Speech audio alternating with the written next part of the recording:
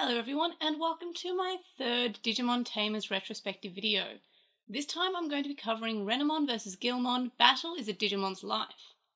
Before we get into it, I just, this hour, released my first retrospective episode and we've got a comment from Matias Flores, who has linked us Kanaka's notes from episode 1 to explain Takado's astral projecting that I sort of had a few questions about in my first video. So Kanaka's notes basically goes over how it's an out-of-body experience that only Renamon can see. Like, Renamon can see Takado, but Ruki can't, and that's because she has the ability to see people who have out-of-body experiences because magic. And I guess, it's Digimon. There are talking animals from the internet coming to life, so that I have no further questions.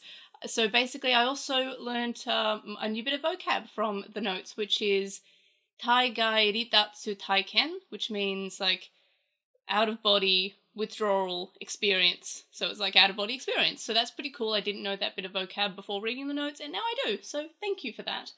So yeah, that's basically all the housekeeping I have to do for that episode because I want to keep it short and sweet. So this episode continues on from episode 2. We have Renamon and Guilmon fighting, and Takado is just protesting this. He does not want them to fight.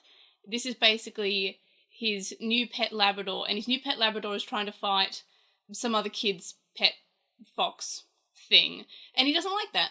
But Ruki's pointing out that this is what Digimon are born to do, they're meant to fight, and then Ruki uses a card called Heavy Metal, which basically attaches a cannon onto Renamon's arm, and Renamon is about to basically kill Guilmon. She's got the cannon against his head, which is just incredibly kind of violent, honestly.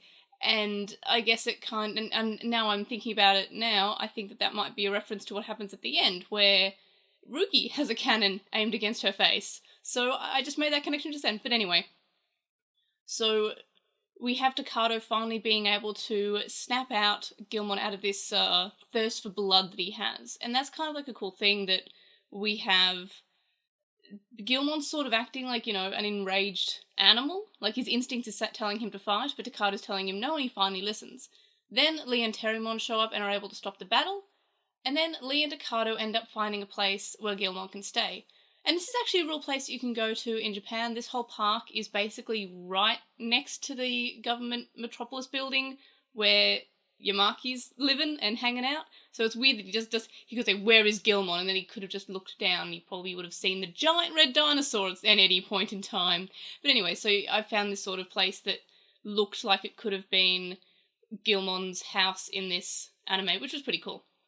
But anyway, we got a short scene with Terriermon at home, and he's with Lee, and then Lee tells him that if he evolved, he wouldn't be able to pretend to be a stuffed animal and play with his little sister anymore.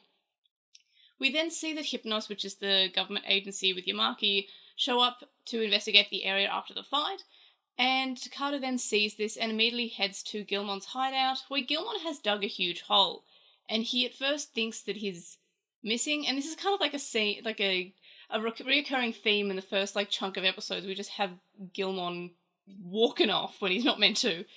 Anyway, so it basically also further cements that Guilmon is just a dog. Guilmon then senses a Digimon, and so he runs off and he finds Renamon, who wants to fight again. Lee shows up again, but Renamon and Ruki say that they won't stop because Lee is showing up this time. Terriermon runs in front of Renamon's attack and ends up evolving to Galgomon, who is apparently just absolutely crazy and completely out of control. Galgomon is about to shoot a terrified Ruki with his arm cannon, but Guilmon knocks him out of the way and the episode ends. So in terms of my thoughts, besides what I mentioned earlier about how I just made the connection that at the start we have Guilmon with an arm cannon aimed to his head, and then we have the end of the episode where Ruki has an arm cannon aimed at her head. And I literally, out of all the times I've watched this, I've only just made that connection just then, that maybe that's a sort of a way to bookends the episode, where the start has Renamon putting someone in danger, and then we have someone putting Renamon's partner in danger with the same sort of means of an arm cannon. I'm not sure if that's on purpose, but it's just something I'd like to highlight that I've just... And until just 5 seconds ago when I was reading that bit of synopsis, I had not even considered that. Anyway, so we get our first main character evolution, And we get a hint that this might be of something that had already happened prior to the events of the series even, which is another first. Like, not only do we have not the Goggle Kid evolving first, and also not the wolf character, the lone wolf, which is Ruki, having the evolution either. It is Lee, who is kind of just like, he's the level-headed character. We have the Goggle Kid, the lone wolf, and the level-headed character, and the level-headed character gets the evolution first. And of course, what I covered in the last episode, which was the first time we see evolution is actually from a Monster of the Week. So it's another first for the series. So, yeah, we get Terriermon evolving to Galgomon.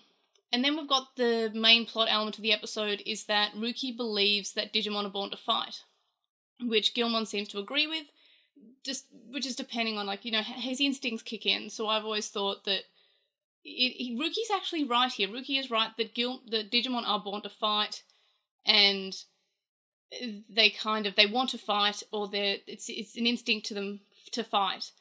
And it is kind of an interesting point that we're actually looking at. No, Digimon are monsters, and they were made to fight. They are these creatures in the card game, and the card game's focusing on battling.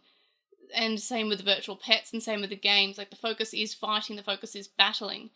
So that's always an interesting perspective. Like, it's like, they want to fight, and Takaru doesn't kind of want that. And it also makes me wish, and this is something I've only just thought of watching it through now, is that we never really, unless I'm misremembering, get any scenes of them having practice matches, like, because they enjoy to fight. It's like, dogs play fight, so why can't Digimon also play fight? Like, it's taken as very, like, no, fighting is something that you do to survive, to protect the digital world and the human world, but we never actually see them play fight, and I feel like that's something they might actually enjoy. So, next I have a part that has another slightly unanswered question, and it's when Hypnos is investigating the area where the battle took place, and we have Yamaki picking up one of the Digimon cards, and he looks really upset about this card. He's like, oh, Digimon. And it's kind of weird because, on one hand, this is a card game that you can buy from the shop. Like, I don't know why he's so suspicious about this card when it could just be completely unrelated to the battle. It could have been dropped by any of the other people who play this card game. It's like someone being really angry that they just found a Magic the Gathering card. Like, oh, there's been some Planeswalkers here. Ah! Like, it's just kind of weird. And it also begs the question of, he's looking at this card and it was kind of dropped there. Does this mean that these cards are single use only? I don't think it's ever mentioned in the show whether or not they are, but they do kind of like slash them and have like a large stack of them.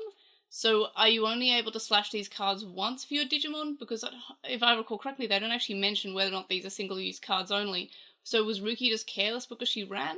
Because we didn't get a scene of her dropping the card at all. We just have her card slashing, and then that's the last we see of the card. So I don't think it's touched on again.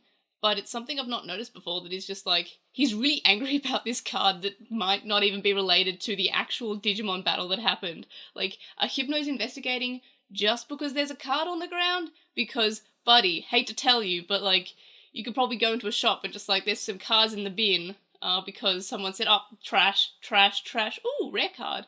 Like, that just happens. Anyway, it's just something I've noticed.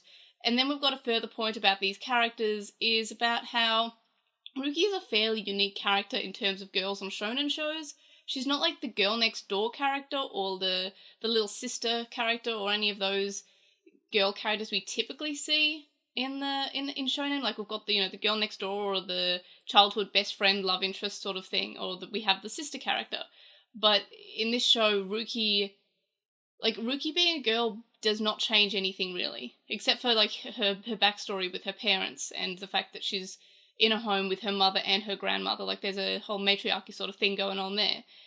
And it is kind of unique that we have this character who, she starts off fairly infuriating because she is the lone wolf character, and they tend to be a little bit infuriating, like with the character in Frontier as well, who is very infuriatingly, I want to be alone, I'm a lone wolf. Like, he very much takes that lone wolf thing and just puts it up here. And I remember when I first watched Tamers, I hated her as a kid. She was just so irritating and frustrating and just so mean. And then as an adult watching, I'm like, no, that's the point. You're meant to not like Ruki. She's meant to annoy you. She is not nice. She's she's just saying Digimon are data and that Digimon should be fought and not, and it doesn't seem to care about Digimon at all, other than just, I like fighting and that's why I'm here. But she does gradually grow up and soften, and despite the fact that she grows, she doesn't change her whole character. She's still a tomboy lone wolf who is good at fighting and good at Digimon card games. She never really changes, she just grows, which is another thing that, like, I've seen some shows where they just have this tomboy lone wolf character and they make her girlier as she grows. It's the same with Zoe in season 4, which is Digimon Frontier, where she's just like, hey, my character is, I'm an introvert, I like being alone, and her growth is like, I like people now. It is really weird. It's saying, no, introvert being is bad. You mustn't be an introvert, you must like other people. It's weird. But anyway, so yeah, so that was this episode. In terms of my rating, I gave it a 3. I did like it. I like how it sets up a few things. It also, again, shows that Ruki and Renamon have a weird reaction to an evolution taking place, and it kind of foreshadows some of their own growth later on. And we also have foreshadowing of Lee's introduction to Digimon and how he met Terriermon, which is a nice thing to see. Like, we've got Takato has literally just met Gilmon, but the other characters may have known their Digimon for months prior, just about. But anyway, so that's basically it for that episode. I hope you enjoyed this one. Let me know what you think, and I will see you on the next one. Bye!